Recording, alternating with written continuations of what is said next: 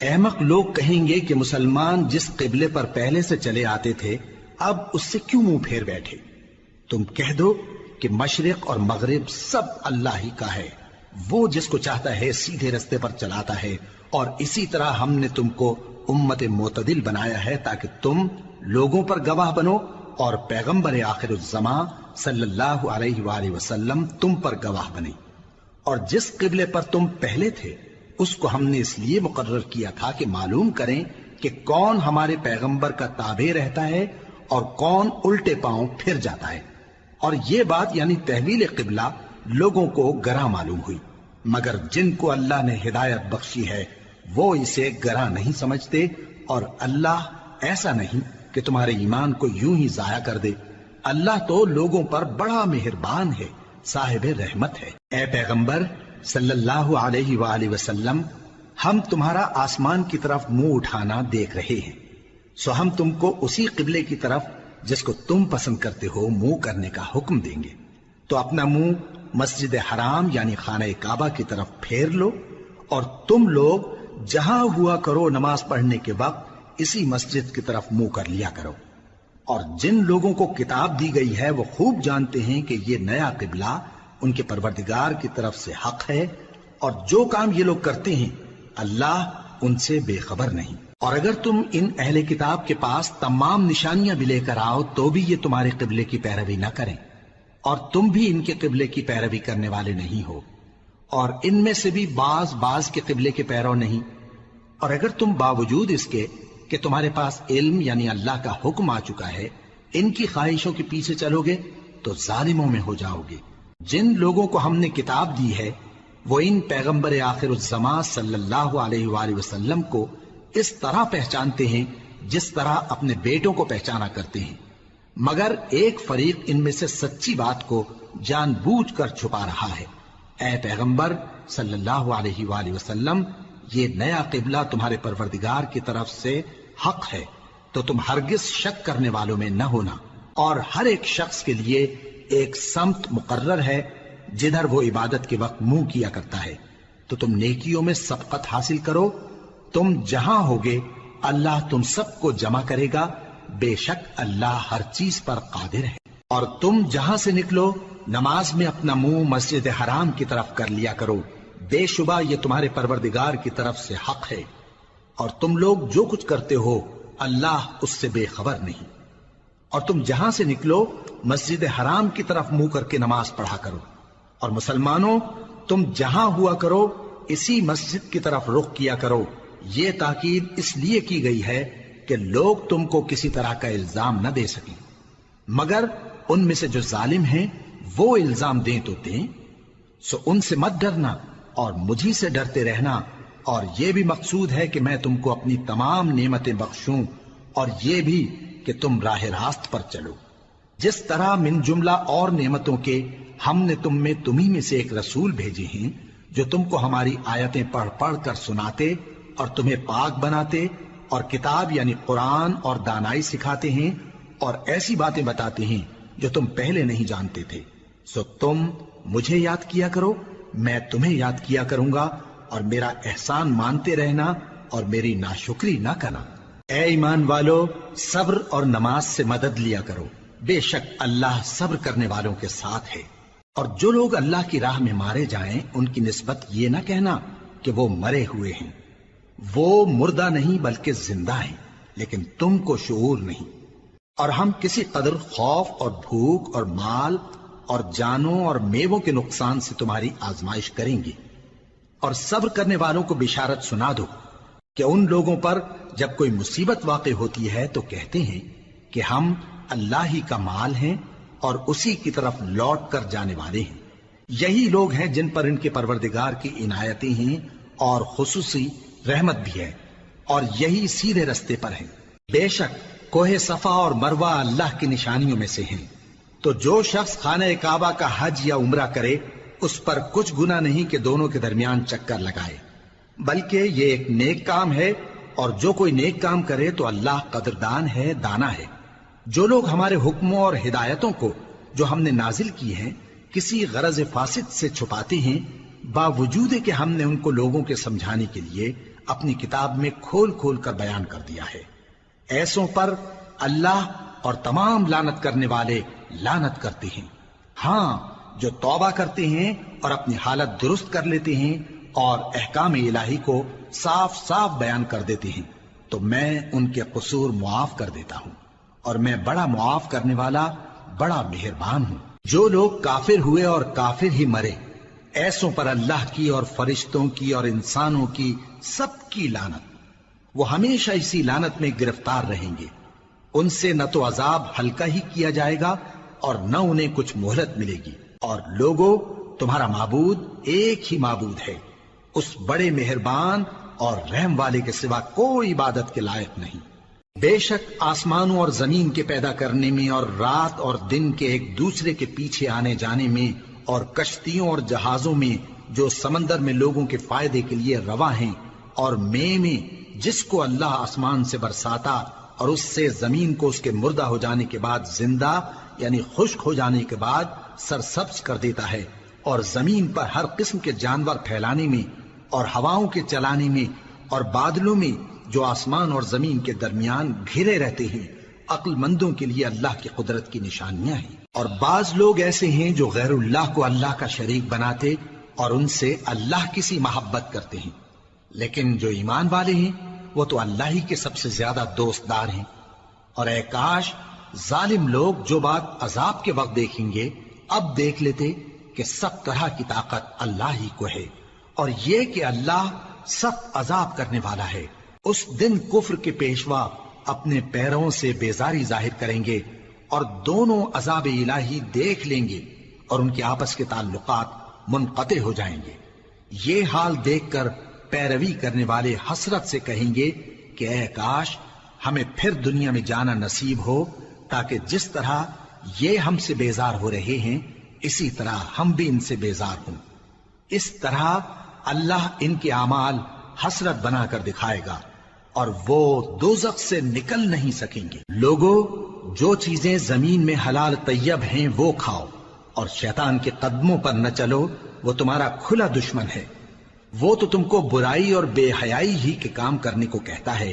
اور یہ بھی کہ اللہ کی نسبت ایسی باتیں کہو جن کا تمہیں کچھ بھی علم نہیں۔ اور جب ان لوگوں سے کہا جاتا ہے کہ جو کتاب اللہ نے نازل فرمائی ہے اس کی پیروی کرو، تو کہتے ہیں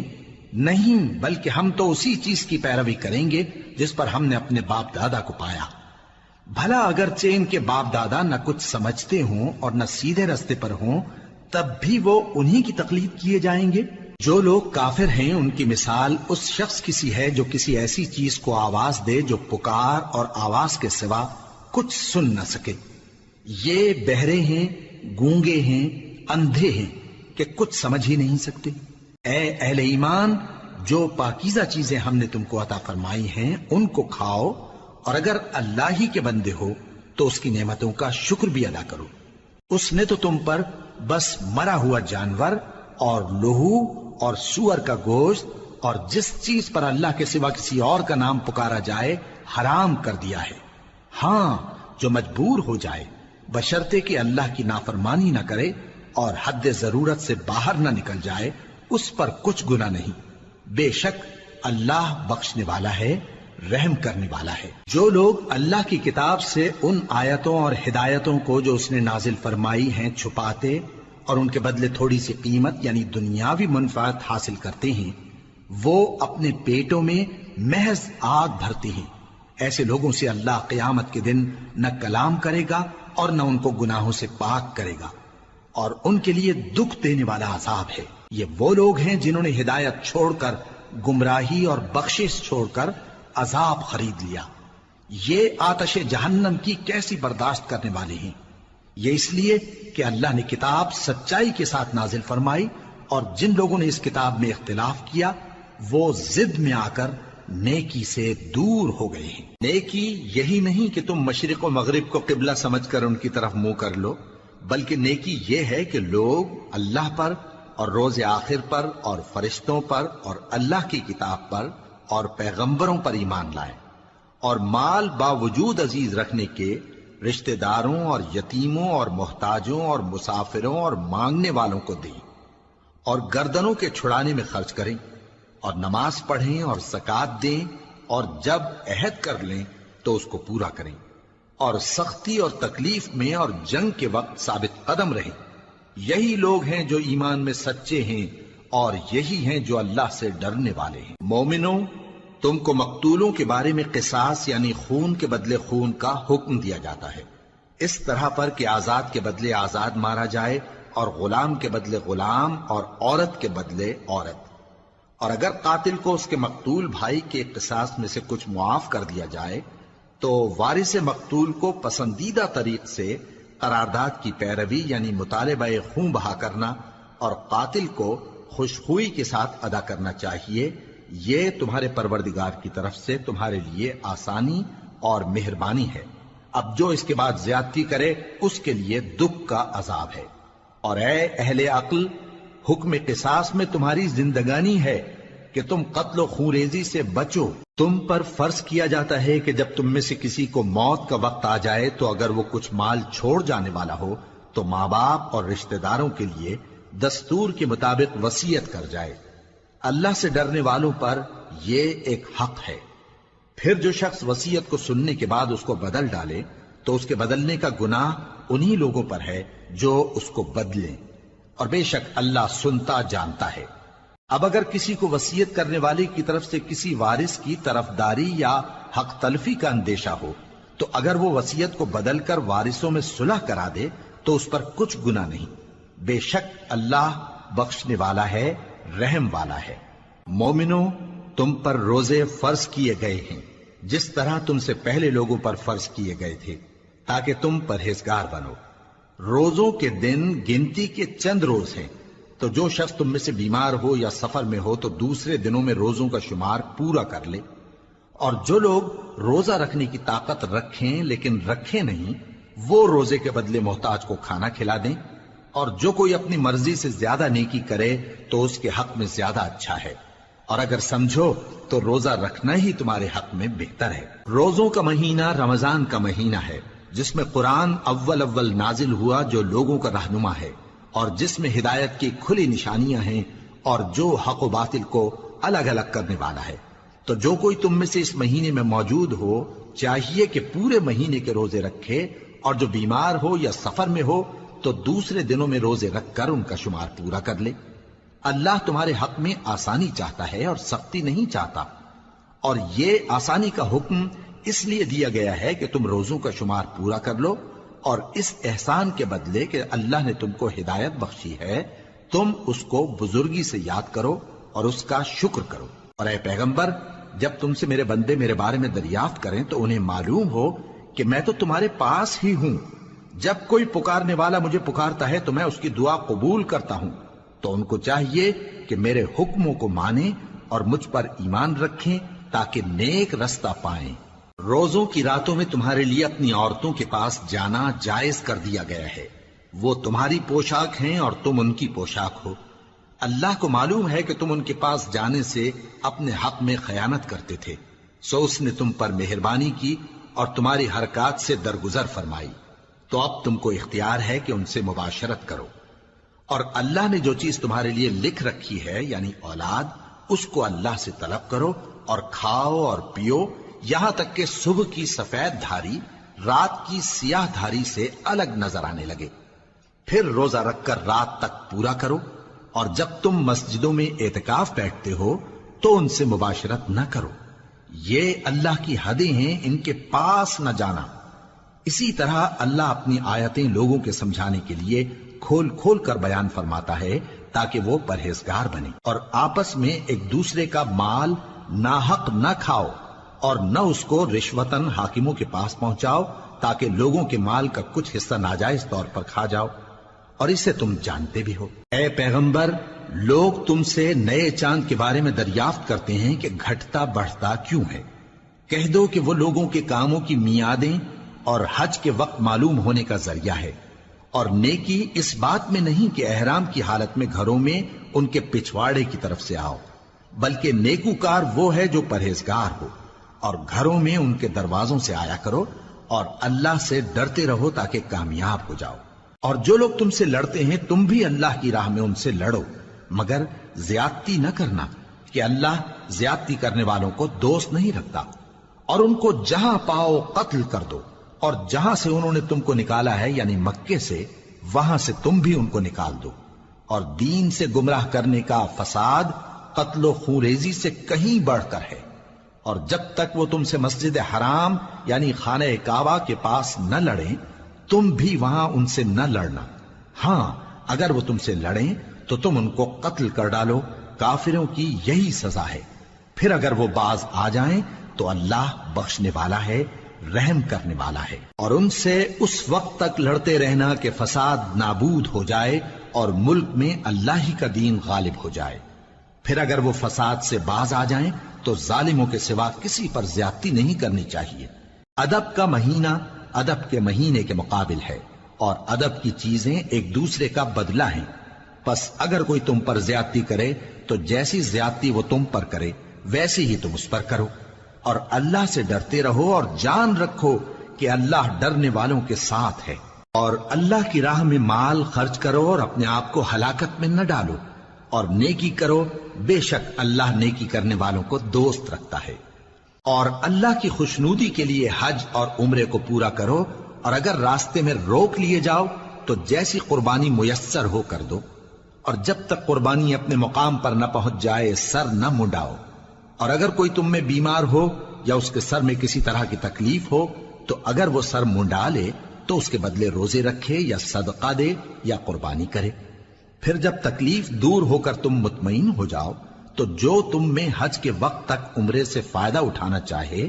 وہ جیسی قربانی میسر ہو کرے، اور جس کو قربانی نہ ملے وہ 3 روزے ایام حج میں رکھے اور 7 جب واپس ہو، یہ پورے 10 ہوئے۔ یہ حکم اس شخص کے لیے ہے جس کے اہل و عیال مکے میں نہ رہتے ہوں۔ اور اللہ سے ڈرتے رہو اور جان رکھو کہ اللہ سخت عذاب دینے والا ہے۔ حج کے مہینے معین ہیں جو معلوم ہیں، تو جو شخص ان مہینوں میں حج کی نیت کر لے تو حج کے دنوں میں نہ عورتوں سے اختلاط کرے، نہ کوئی برا کام کرے اور نہ کسی سے جھگڑے۔ اور جو نیک کام تم کرو گے وہ اللہ کو معلوم ہو جائے گا۔ اور زاد راہ یعنی رستے کا خرچ ساتھ لے جاؤ، کیونکہ بہترین زاد راہ پرہیزگاری ہے۔ اور اے اہل عقل، مجھی سے ڈرتے رہو، اس کا تمہیں کچھ گناہ نہیں کہ حج کے دنوں میں بذریعہ تجارت اپنے پروردگار سے روزی طلب کرو۔ اور جب عرفات سے واپس ہونے لگو تو مشعر حرام یعنی مزدلفہ میں اللہ کا ذکر کرو، اور اس طرح ذکر کرو جس طرح اس نے تم کو سکھایا، اور اس سے پیشتر تم لوگ ان طریقوں سے محض ناواقف تھے۔ پھر جہاں سے اور لوگ واپس ہوں وہیں سے تم بھی واپس ہو، اور اللہ سے بخشش مانگو، بے شک اللہ بخشنے والا ہے، رحمت کرنے والا ہے۔ پھر جب حج کے تمام ارکان پورے کر چکو تو مینا میں اللہ کو یاد کرو جس طرح اپنے باپ دادا کو یاد کیا کرتے تھے، بلکہ اس سے بھی زیادہ۔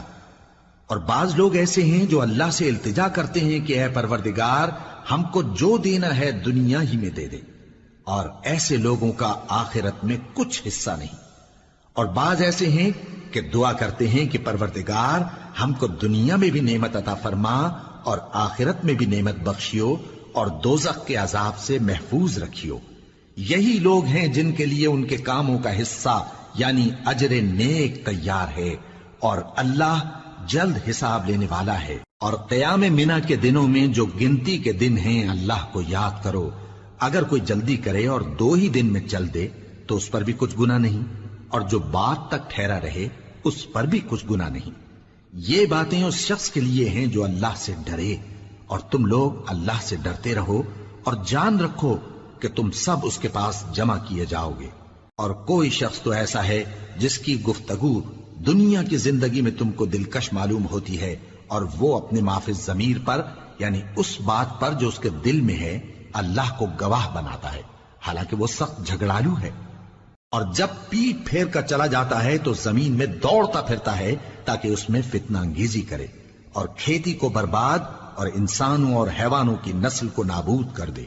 اور اللہ فتنہ انگیزی کو پسند نہیں کرتا۔ اور جب اس سے کہا جاتا ہے کہ اللہ سے خوف کر تو غرور اس کو گناہ میں پھنسا دیتا ہے، سو اس کو جہنم کافی ہے اور وہ بہت برا ٹھکانہ ہے۔ اور کوئی شخص ایسا ہے کہ اللہ کی خوشنودی حاصل کرنے کے لیے اپنی جان بیچ ڈالتا ہے، اور اللہ بندوں پر بہت مہربان ہے۔ مومنو، اسلام میں پورے داخل ہو جاؤ اور شیطان کے پیچھے نہ چلو، وہ تو تمہارا کھلا دشمن ہے۔ پھر اگر تم احکام روشن پہنچ جانے کے بعد لڑکھڑا جاؤ تو جان رکھو کہ اللہ غالب ہے، حکمت والا ہے۔ کیا یہ لوگ اسی بات کے منتظر ہیں کہ ان پر اللہ کا عذاب بادل کے سائبانوں میں آ نازل ہو اور فرشتے بھی اتر آئیں اور کام تمام کر دیا جائے؟ اور سب کاموں کا رجوع اللہ ہی کی طرف ہے۔ اے پیغمبر، بنی اسرائیل سے پوچھو کہ ہم نے ان کو کتنی کھلی نشانیاں دیں، اور جو شخص اللہ کی نعمت کو اپنے پاس آنے کے بعد بدل دے تو اللہ سخت عذاب کرنے والا ہے۔ اور جو کافر ہیں ان کے لیے دنیا کی زندگی خوشنما کر دی گئی ہے، اور وہ مومنوں سے تمسخر کرتی ہیں، لیکن جو پرہیزگار ہیں وہ قیامت کے دن ان سے اوپر ہوں گے۔ اور اللہ جس کو چاہتا ہے بے حساب رزق دیتا ہے۔ پہلے تو سب لوگوں کا ایک ہی مذہب تھا، لیکن وہ آپس میں اختلاف کرنے لگے تو اللہ نے ان کی طرف بشارت دینے والے اور ڈر سنانے والے پیغمبر بھیجے، اور ان پر سچائی کے ساتھ کتابیں نازل کی، تاکہ جن امور میں لوگ اختلاف کرتے تھے ان کا ان میں فیصلہ کر دے۔ اور اس میں اختلاف بھی انہی لوگوں نے کیا جن کو کتاب دی گئی تھی، باوجود کہ ان کے پاس کھلے ہوئے احکام آ چکے تھے، اور یہ اختلاف انہوں نے صرف آپس کی ضد سے کیا۔ تو جس امر حق میں وہ اختلاف کرتے تھے اللہ نے اپنی مہربانی سے مومنوں کو اس کی راہ دکھا دی، اور اللہ جس کو چاہتا ہے سیدھا رستہ دکھا دیتا ہے۔ کیا تم یہ خیال کرتے ہو کہ یوں ہی بہشت میں داخل ہو جاؤ گے، اور ابھی تم کو پہلے لوگوں کی سی مشکلیں تو پیش آئی ہی نہیں؟ ان کو بڑی بڑی سختیاں اور تکلیفیں پہنچیں، اور وہ صعوبتوں میں ہلا ہلا دیے گئے، یہاں تک کہ پیغمبر اور مومن لوگ جو ان کے ساتھ تھے سب پکار اٹھے کہ کب اللہ کی مدد آئے گی۔ دیکھو اللہ کی مدد ان قریب آیا چاہتی ہے۔ اے نبی، لوگ تم سے پوچھتے ہیں کہ اللہ کی راہ میں کس طرح کا مال خرچ کریں۔ کہہ دو کہ جو چاہو خرچ کرو، لیکن جو مال خرچ کرنا چاہو وہ درجہ بدرجہ اہل استحقاق یعنی ماں باپ کو اور قریب کے رشتہ داروں کو اور یتیموں کو اور محتاجوں کو اور مسافروں کو سب کو دو، اور جو بھلائی تم کرو گے اللہ اس کو جانتا ہے۔ مسلمانوں، تم پر اللہ کے رستے میں لڑنا فرض کر دیا گیا ہے، اور وہ تمہیں ناگوار تو ہوگا، مگر عجب نہیں کہ ایک چیز تم کو بری لگے اور وہ تمہارے حق میں بھلی ہو، اور عجب نہیں کہ ایک چیز تم کو بھلی لگے اور وہ تمہارے لیے مضر ہو، اور ان باتوں کو اللہ ہی بہتر جانتا ہے اور تم نہیں جانتے۔ اے پیغمبر، لوگ تم سے عزت والے مہینوں میں لڑائی کرنے کے بارے میں دریافت کرتے ہیں، کہہ دو کہ ان میں لڑنا بڑا گناہ ہے، اور اللہ کی راہ سے روکنا اور اس سے کفر کرنا اور مسجد حرام یعنی خانہ کعبہ میں جانے سے بند کرنا اور اہل مسجد کو اس میں سے نکال دینا جو یہ کفار کرتے ہیں، اللہ کے نزدیک اس سے بھی زیادہ گناہ ہے، اور فتنہ انگیزی خونریزی سے بھی بڑھ کر ہے۔ اور یہ لوگ ہمیشہ تم سے لڑتے رہیں گے، یہاں تک کہ اگر مقدور رکھیں تو تم کو تمہارے دین سے پھیر دیں، اور جو کوئی تم میں سے اپنے دین سے پھر کر کافر ہو جائے گا اور کافر ہی مرے گا تو ایسے لوگوں کے اعمال دنیا اور آخرت دونوں میں برباد ہو جائیں گے، اور یہی لوگ دوزخ میں جانے والے ہیں جس میں ہمیشہ رہیں گے۔ جو لوگ ایمان لائے اور اللہ کے لیے وطن چھوڑ گئے اور کفار سے جنگ کرتے رہے وہی اللہ کی رحمت کے امیدوار ہیں، اور اللہ بخشنے والا ہے، رحمت کرنے والا ہے۔ اے پیغمبر، لوگ تم سے شراب اور جوئے کا حکم دریافت کرتے ہیں، کہہ دو کہ ان میں گناہ بڑے ہیں اور لوگوں کے لیے کچھ فائدے بھی ہیں، مگر ان کے گناہ فائدوں سے کہیں زیادہ ہیں۔ اور یہ بھی تم سے پوچھتے ہیں کہ اللہ کی راہ میں کون سا مال خرچ کریں، کہہ دو کہ جو ضرورت سے زیادہ ہو۔ اس طرح اللہ تمہارے لیے اپنے احکام کھول کھول کر بیان فرماتا ہے تاکہ تم سوچو، یعنی دنیا اور آخرت کی باتوں میں غور کرو۔ اور تم سے یتیموں کے بارے میں بھی دریافت کرتے ہیں، کہہ دو کہ ان کی حالت کی اصلاح بہت اچھا کام ہے، اور اگر تم ان سے مل جل کر رہنا یعنی خرچ اکٹھا رکھنا چاہو تو وہ تمہارے بھائی ہیں، اور اللہ خوب جانتا ہے کہ خرابی کرنے والا کون ہے اور اصلاح کرنے والا کون۔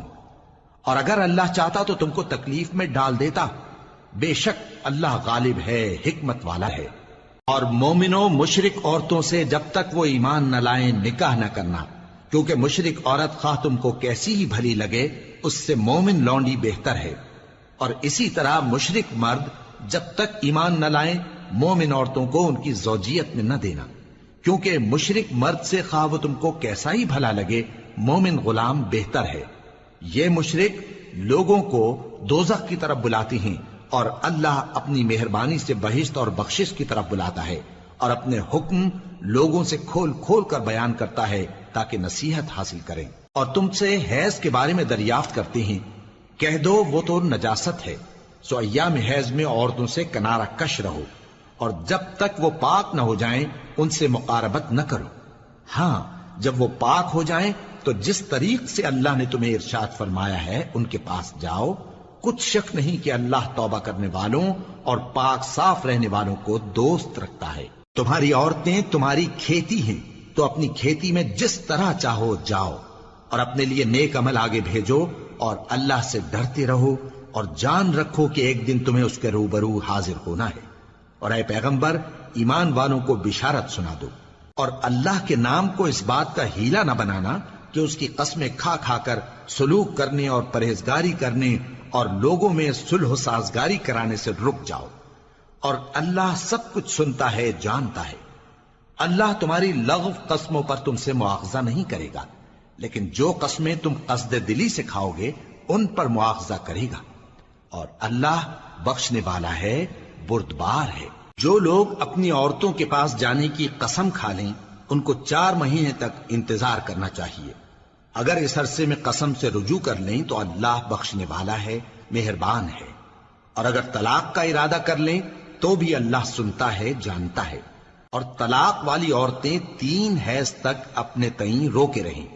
اور اگر وہ اللہ اور روز قیامت پر ایمان رکھتی ہیں تو ان کو جائز نہیں کہ اللہ نے جو کچھ ان کے شکم میں پیدا کیا ہے اس کو چھپائیں،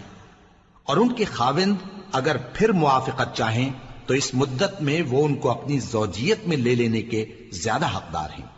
اور عورتوں کا حق مردوں پر ویسا ہی ہے جیسے دستور کے مطابق مردوں کا حق عورتوں پر ہے، البتہ مردوں کو عورتوں پر 1 درجہ فضیلت ہے، اور اللہ غالب ہے، صاحب حکمت ہے۔ طلاق صرف 2 بار ہے، یعنی جب 2 دفعہ طلاق دے دی جائے تو پھر عورتوں کو یا تو بطریق شائستہ نکاح میں رہنے دینا ہے یا بھلائی کے ساتھ چھوڑ دینا، اور یہ جائز نہیں کہ جو مہر تم ان کو دے چکے ہو اس میں سے کچھ واپس لے لو۔ ہاں اگر زن و شوہر کو خوف ہو کہ وہ اللہ کی حدوں کو قائم نہیں رکھ سکیں گے تو اگر عورت خاوند کے ہاتھ سے رہائی پانے کے بدلے میں کچھ دے ڈالے تو دونوں پر کچھ گناہ نہیں۔ یہ اللہ کی مقرر کی ہوئی حدیں ہیں، ان سے باہر نہ نکلنا، اور جو لوگ اللہ کی حدوں سے باہر نکل جائیں گے وہ گناہگار ہوں گے۔ پھر اگر شوہر 2 طلاقوں کے بعد تیسری طلاق عورت کو دے دے تو اس کے بعد جب تک عورت کسی دوسرے شخص سے نکاح نہ کر لے اس پہلے شوہر پر حلال نہ ہوگی۔ ہاں اگر دوسرا خاوند بھی طلاق دے دے اور عورت اور پہلا خاوند پھر ایک دوسرے کی طرف رجوع کر لیں تو ان پر کچھ گناہ نہیں، بشرطے کہ دونوں یقین کریں کہ اللہ کی حدوں کو قائم رکھ سکیں گے، اور یہ اللہ کی حدیں ہیں، ان کو وہ ان لوگوں کے لیے بیان فرماتا ہے جو علم رکھتے ہیں۔ اور جب تم عورتوں کو 2 دفعہ طلاق دے چکو اور ان کی عدت پوری ہو جائے تو انہیں یا تو حسن سلوک سے نکاح میں رہنے دو یا بطریق شائستہ رخصت کر دو، اور اس نیت سے ان کو نکاح میں نہ رہنے دینا چاہیے کہ انہیں تکلیف دو اور ان پر زیادتی کرو، اور جو ایسا کرے گا وہ اپنا ہی نقصان کرے گا۔ اور اللہ کے احکام کو ہنسی اور کھیل نہ بناؤ، اور اللہ نے تم کو جو نعمتیں بخشی ہیں اور تم پر جو کتاب اور دانائی کی باتیں نازل کی ہیں جن سے وہ تمہیں نصیحت فرماتا ہے ان کو یاد کرو، اور اللہ سے ڈرتے رہو، اور جان رکھو کہ اللہ ہر چیز سے واقف ہے۔ اور جب تم عورتوں کو طلاق دے چکو اور ان کی عدت پوری ہو جائے تو ان کو اپنے شوہروں کے ساتھ جب وہ آپس میں جائز طور پر راضی ہو جائیں نکاح کرنے سے مت روکو۔ اس حکم سے اس شخص کو نصیحت کی جاتی ہے جو تم میں اللہ اور روز آخر پر یقین رکھتا ہے، یہ تمہارے لیے نہایت خوب اور بہت پاکیزگی کی بات ہے، اور اللہ جانتا ہے اور تم نہیں جانتے۔ اور مائیں اپنے بچوں کو پورے 2 سال دودھ پلائیں یہ حکم اس شخص کے لیے ہے جو پوری مدت تک دودھ پلوانا چاہے، اور دودھ پلانے والی ماؤں کا کھانا اور کپڑا دستور کے مطابق باپ کے ذمے ہوگا۔ کسی شخص کو اس کی طاقت سے زیادہ تکلیف نہیں دی جاتی، تو یاد رکھو کہ نہ تو ماں کو اس کے بچے کے سبب نقصان پہنچایا جائے اور نہ باپ کو اس کی اولاد کی وجہ سے نقصان پہنچایا جائے، اور اسی طرح نان و نفقہ بچے کے وارث کے ذمے ہے۔ اور اگر دونوں یعنی ماں باپ آپس کی رضامندی اور صلاح سے بچے کا دودھ چھڑانا چاہیں تو ان پر کچھ گناہ نہیں، اور اگر تم اپنی اولاد کو دودھ پلوانا چاہو تو تم پر کچھ گناہ نہیں، بشرطے کہ تم دودھ پلانے والیوں کو دستور کے مطابق ان کا حق جو تم نے دینا کیا تھا دے دو، اور اللہ سے ڈرتے رہو اور جان رکھو کہ جو کچھ تم کرتے ہو اللہ اس کو دیکھ رہا ہے۔ اور جو لوگ تم میں سے مر جائیں اور عورتیں چھوڑ جائیں تو وہ عورتیں 4 مہینے اور 10 دن اپنے آپ کو روکے رہیں، اور جب یہ عدت پوری کر چکیں اور اپنے حق میں پسندیدہ کام یعنی نکاح کر لیں تو تم پر کچھ گناہ نہیں، اور اللہ تمہارے سب کاموں سے واقف ہے۔ اگر تم اشارے کنائے میں عورتوں کو نکاح کا پیغام بھیجو یا نکاح کی خواہش کو اپنے دلوں میں مخفی رکھو تو تم پر کچھ گناہ نہیں۔ اللہ کو معلوم ہے کہ تم ان سے نکاح کا ذکر کرو گے، مگر ایام عدت میں اس کے سوا کے دستور کے مطابق کوئی بات کہہ دو، پوشیدہ طور پر ان سے قول و قرار نہ کرنا، اور جب تک عدت پوری نہ ہو لے نکاح کا پختہ ارادہ نہ کرنا، اور جان رکھو کہ جو کچھ تمہارے دلوں میں ہے اللہ کو سب معلوم ہے، تو اس سے ڈرتے رہو اور جان رکھو کہ اللہ بخشنے والا ہے، حلم والا ہے۔ اور اگر تم عورتوں کو ان کے پاس جانے یا ان کا مہر مقرر کرنے سے پہلے طلاق دے دو تو تم پر کچھ گناہ نہیں، ہاں ان کو دستور کے مطابق کچھ خرچ ضرور دو، یعنی مقدور والا اپنے مقدور کے مطابق دے اور تنگ دست اپنی حیثیت کے مطابق۔ نیک لوگوں پر یہ ایک طرح کا حق ہے۔ اور اگر تم عورتوں کو ان کے پاس جانے سے پہلے طلاق دے دو لیکن مہر مقرر کر چکے ہو تو آدھا مہر دینا ہوگا۔ ہاں اگر عورتیں مہر بخش دیں یا مرد جن کے ہاتھ میں عقد نکاح ہے اپنا حق چھوڑ دیں اور پورا مہر دے دیں تو ان کو اختیار ہے۔ اور اگر تم مرد لوگ ہی اپنا حق چھوڑ دو تو یہ پرہیزگاری کی بات ہے، اور آپس میں بھلائی کرنے کو فراموش نہ کرنا۔ کچھ شک نہیں کہ اللہ تمہارے سب کاموں کو دیکھ رہا ہے۔ مسلمانوں، سب نمازیں خصوصاً بیچ کی نماز یعنی نماز عصر پورے اہتمام کے ساتھ ادا کرتے رہو اور اللہ کے آگے ادب سے کھڑے رہا کرو۔ پھر اگر تم خوف کی حالت میں ہو تو پیادے یا سوار جس حال میں ہو نماز پڑھ لو۔ پھر جب امن و اطمینان ہو جائے تو جس طریق سے اللہ نے تم کو سکھایا ہے جو تم پہلے نہیں جانتے تھے اللہ کو یاد کرو۔ اور جو لوگ تم میں سے مر جائیں اور عورتیں چھوڑ جائیں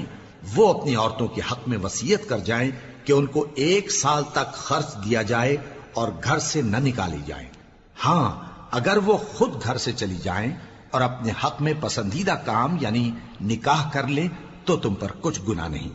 اور اللہ زبردست ہے، حکمت والا ہے۔ اور مطلقہ عورتوں کو بھی دستور کے مطابق نان و نفقہ دینا چاہیے، پرہیزگاروں پر یہ بھی حق ہے۔ اسی طرح اللہ اپنے احکام تمہارے لیے بیان فرماتا ہے تاکہ تم سمجھو۔ بھلا تم نے ان لوگوں کو نہیں دیکھا جو شمار میں ہزاروں ہی تھے اور موت کے ڈر سے اپنے گھروں سے نکل بھاگے تھے، تو اللہ نے ان کو حکم دیا کہ مر جاؤ، پھر ان کو زندہ بھی کر دیا۔ کچھ شک نہیں کہ اللہ لوگوں پر مہربانی رکھتا ہے، لیکن اکثر لوگ شکر نہیں کرتے۔ اور مسلمانوں، اللہ کی راہ میں جہاد کرو اور جان رکھو کہ اللہ سب کچھ سنتا ہے، سب کچھ جانتا ہے۔ کون ہے کہ اللہ کو قرض حسنہ دے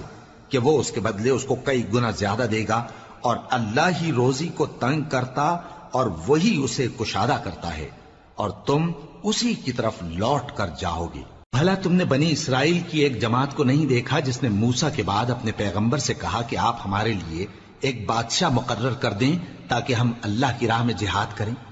پیغمبر نے کہا کہ اگر تم کو جہاد کا حکم دیا جائے تو ایسا تو نہیں کہ لڑنے سے پہلو تہی کرو۔ وہ کہنے لگے کہ ہم اللہ کی راہ میں کیوں نہ لڑیں گے جبکہ ہم وطن سے خارج اور بال بچوں سے جدا کر دیے گئے۔ پھر جب ان کو جہاد کا حکم دیا گیا تو چند اشخاص کے سوا سب پھر گئے،